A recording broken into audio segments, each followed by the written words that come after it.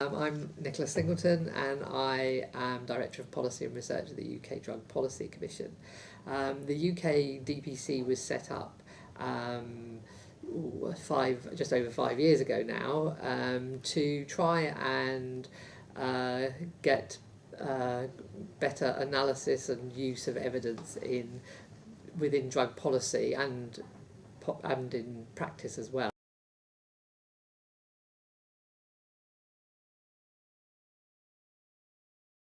Well, I guess the question that comes is, what do you mean by payment by results? Because it's a term that tends to get used to cover a whole range of things. I mean, intuitively, it seems obvious. It must be a good thing, you get what you pay for, sort of thing. But in practice, I'm not sure that it's going to deliver what is expected of it, and it's particularly if we're talking about the payment by results for recovery pilots, they're a bit of a sledgehammer to crack a nut, I would say. So I think that paying attention to outcomes is of great importance, and is to be encouraged, but I'm not sure that the sort of hardcore payment by results model that is being promoted is necessarily going to achieve what is expected.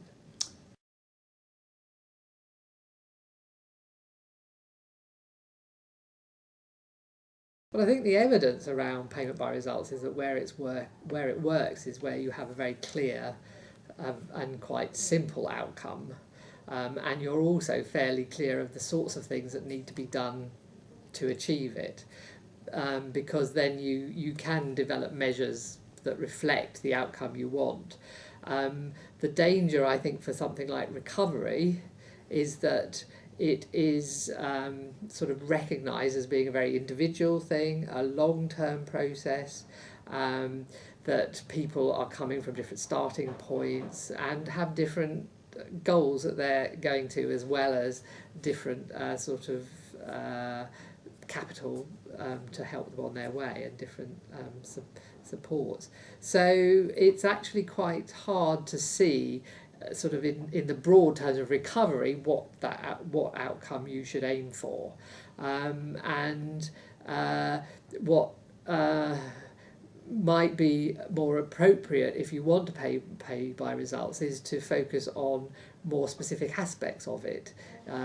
So there is evidence to suggest that getting people into sort of engaged with peer support, things like NA or smart recovery, is of value. So you could pay for getting involved with that, or at an earlier stage for injecting drug users to be to ensure that everybody's getting vaccinated against hepatitis. So I think you could find things that are quite measurable that could help progress to recovery that you might pay on quite directly.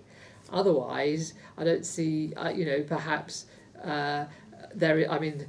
the use of some quality measures within the funding formula has actually improved outcomes over time. So that is a form of payment by results that is probably worth continuing to pursue, but obviously with caution, because of course the big problem that you have, as is found with targets, is if you choose the wrong one, or what you're measuring is not exactly the outcome that you're after, you can actually have the perverse consequence of sort of diverting your system away from what you're really trying to achieve.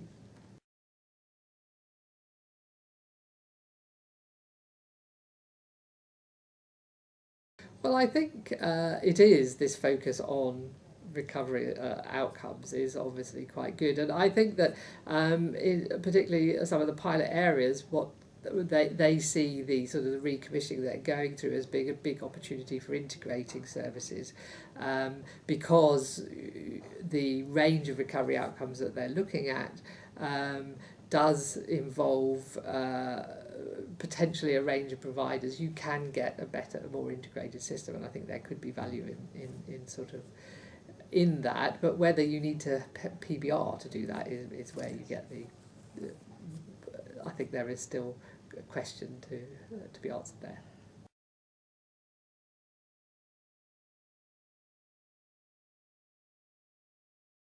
Well, I think there are sort of a number of those, I suppose, that range from the fact that if you do adopt the full-blown payment by results, sort of only paying on outcomes, the risk to the providers is such that it could only be sustained by very, very big providers, and you start pushing out potentially smaller providers. I think there is a risk that sort of that you do lock people into not necessarily the right outcomes that people are striving for.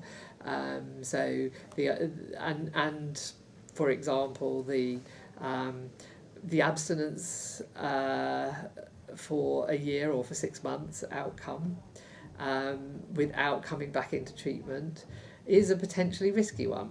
I mean, it's an aspiration that you might that I think most people would be very happy. A lot of the people going into treatment would be aspiring very, very much to that, but the evidence that you need to if in the case of lapse and relapse, to get back into treatment or support as fast as possible, you feel that your outcome could be working against that and could be putting people off getting back into treatment. So I think that's that there are risks to both to the people in treatment and to those providing the treatment.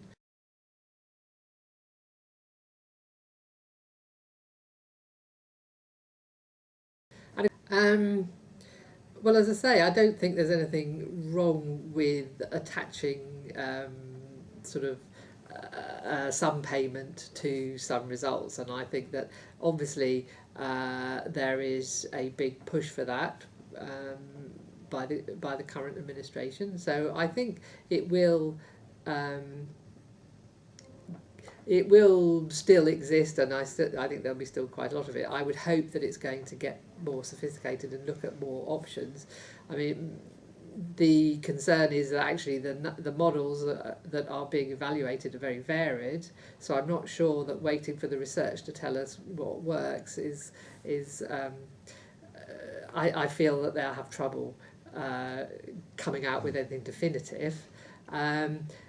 But I hope that what will come out of that is some indication of where there are benefits, and so that people can concentrate on those.